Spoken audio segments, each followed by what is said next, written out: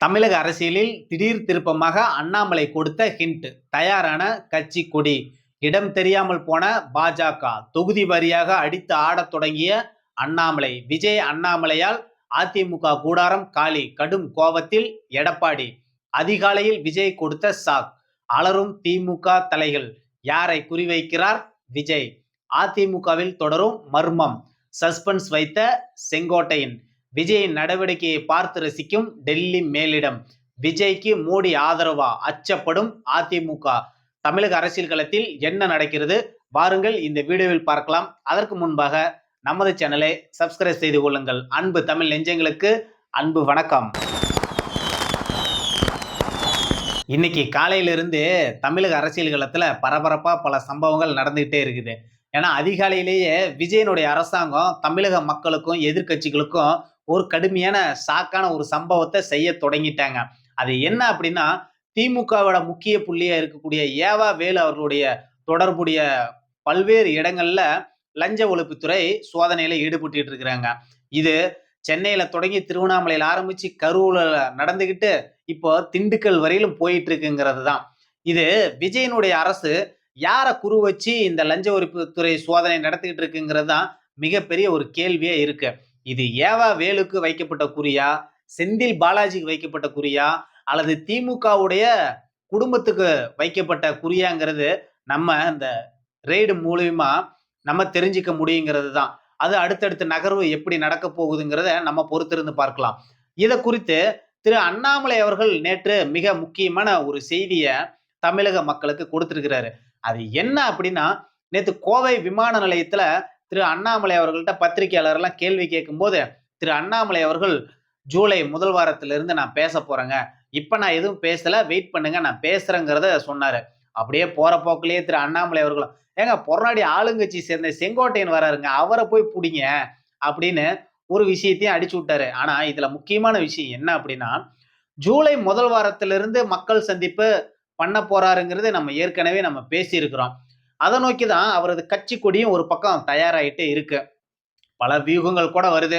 அவரோட கட்சிக்கு தமிழக மக்கள் கட்சி அப்படிங்கிற ஒரு பெயரெல்லாம் தேர்வு பண்ணியிருக்கிறதா ஒரு செய்திகள் வருது. அது எந்த அளவுக்கு உண்மைங்கிறது நமக்கு தெரியல.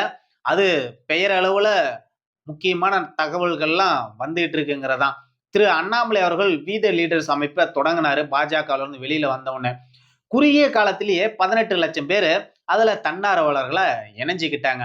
அதுல மிக முக்கியமான விஷயம் என்ன அப்படின்னா, இங்கதான் மிகப்பெரிய ட்விஸ்டே காத்துட்டு இருக்குங்கிறதான்.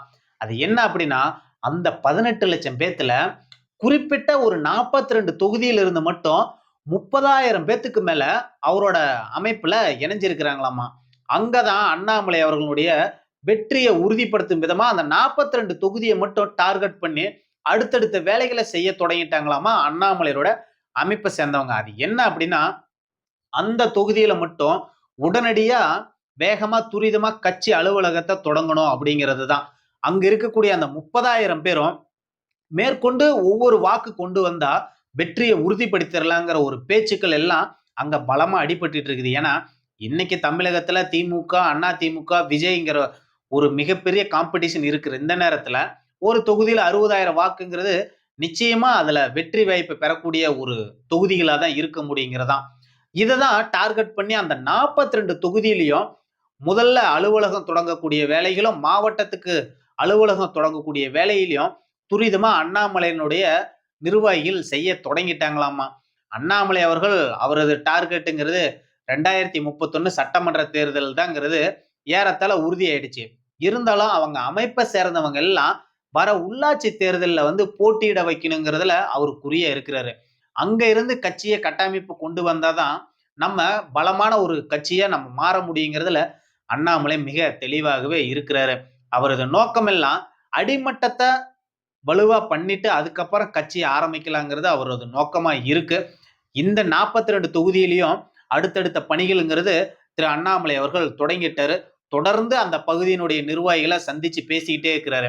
மிக முக்கியமா என்னன்னா, இப்பத்திக்கு யாருக்குமே பொறுப்பு கொடுக்கிற ஐடியாவிலேயே திரு அண்ணாமலை இல்லையாமா.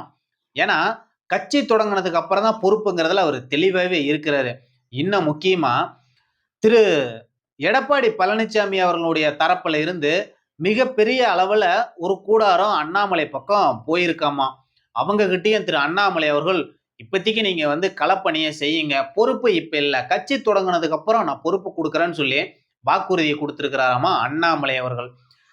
கிட்டத்தட்ட அதிமுகவுல இருந்து விஜய் தரப்புல இருந்து ஏகப்பட்ட பேரு முக்கிய தலைகள் எல்லாமே போயிட்டாங்க. அதுல மீதி இருக்கிற சொச்சத்துல ஒரு 20% முக்கிய தலைகள் அண்ணாமலை பின்னாடி அணிவகுக்கிறதுக்கு தயாராகிட்டாங்களாமா. அதற்குண்டான பேச்சுவார்த்தை எல்லாம் பேசி முடிச்சுட்டு தான் ஒரு தகவல்கள் வருது. எந்த அளவுக்கு உண்மைங்கிறத நம்ம பொறுத்திருந்து தான் பார்ப்போம். அண்ணாமலை அவர்களுடைய செயல்பாடு அடுத்தடுத்தது வேகம் எடுக்க போகுதுங்கிறது தான் அவரு சொல்லக்கூடிய விஷயங்கள்ல இருந்து நம்மளால புரிஞ்சுக்க முடிய செய்தியாவே நமக்கு இருக்குங்கிறதான். இப்பதான் தமிழக அரசியல் களம் சூடாக ஆரம்பிச்சிருக்குங்கிறதான். விஜய்க்கு ஒரு ஆப்போசிஷனா அண்ணாமலை அவர்கள் உருமாறி வந்துட்டே இருக்கிறாருங்கிறத நம்மளால புரிஞ்சிக்கவே முடியுது. இன்னைக்கு அதிகாலையில கூட திரு விஜய் அவர்கள் ஒட்டுமொத்த எதிர்க்கட்சிக்கும் சாக்கு கொடுக்கிற மாதிரி தான் லஞ்ச ஒழிப்புத்துறை சோதனை எல்லாம் இன்னைக்கு தமிழகத்துல 15க்கு மேலான இடங்கள்லாம் நடந்துட்டு இருக்குது. அதுல ஏவா வேலு தான் ஏறத்தாழ குறிவைக்கப்படுறாங்கிறது தான் சொல்லப்படுது. ஏன்னா திமுகவுடைய பொருளாதாரமே ஏவா வேலுதாங்கிறது பல நேரங்கள்லயும் அவரே நிரூபிச்சிருக்கிறாரு. பல அரசியல் தலைவர்களும் சொல்லியிருக்காங்கங்கிறதான். ஒருவேளை ஏவா வேலுவா அது கரூர்ல போயிருக்கு. செந்தில் பாலாஜியை குறி வைக்கிறாங்களாங்கிறது நம்ம பொறுத்திருந்து தான் பார்க்கணுங்கிறதான். இன்னைக்கு அதிமுகவோட எம்.ஆர். விஜயபாஸ்கர் அவர்கள் கூட கட்சி பதவியெல்லாம் ராஜினாமா பண்ணிட்டு வர திங்கட்கிழமை டிவிகேல இணைய போறதா ஒரு பேச்சுவார்த்தையெல்லாம் அடிபட்டுட்டு இருக்காமா. அவரது விராலிமலை தொகுதியிலிருந்து கிட்டத்தட்ட 10,000 பேர்த்த அணிவகுத்து டிவிகேல சேரக்கூடிய வேலையை அவர் தீவிரப்படுத்தியிருக்கிறதா ஒரு செய்திகள் வருது. நேற்று கூட இந்த விஜயனுடைய பொதுச் செயலாளர் இருக்கக்கூடிய புஷி ஆனந்த சந்திச்சு விஜயபாஸ்கர் அவர்கள் பேசியிருக்கிறாரு. ஏறத்தாழ ஒரு திங்கட்கிழமை டிவிகேல சேர போறது உறுதி ஆயிருச்சுங்கிறதான். எப்ப சேர போறாருங்கிறதும் செங்கோட்டையன் அவர்களும் பத்திரிகையாளர் சந்திப்பை பொறுத்திருந்து பாருங்க அப்படிங்கிற விஷயத்த அவர் ஹிண்டா கொடுத்துட்டாரு.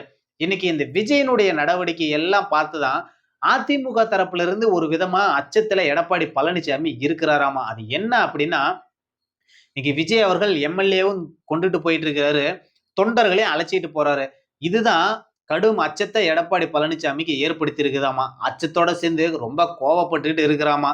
அவருக்கு நெருங்கிய தலைகள் கிட்டெல்லாம் கடும் கோவத்துல பேசிட்டு இருக்கிறாராமா.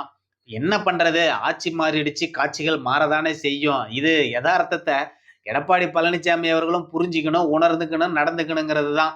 இதெல்லாம் பார்த்துதான் விஜய் ஏற்கனவே நாங்க மத்திய அரசோட இணக்கமா தான் இருப்போங்கிறதையும் ஒரு சொல்லிட்டாரு, அசெம்பிளிலே சொல்லிட்டாரு. நாடு முன்னேறணும் அப்படின்னா மத்திய அரசு கூட இணக்கமா இருக்கணும், அப்பதான் உள்கட்டமைப்பெல்லாம் மேம்படுத்தணுங்கிறதுல விஜய் தெளிவா தான் இருக்கிறாரு. அது தெளிவாகவும் சட்டமன்றத்திலே தெளிவுபடுத்திட்டாரு.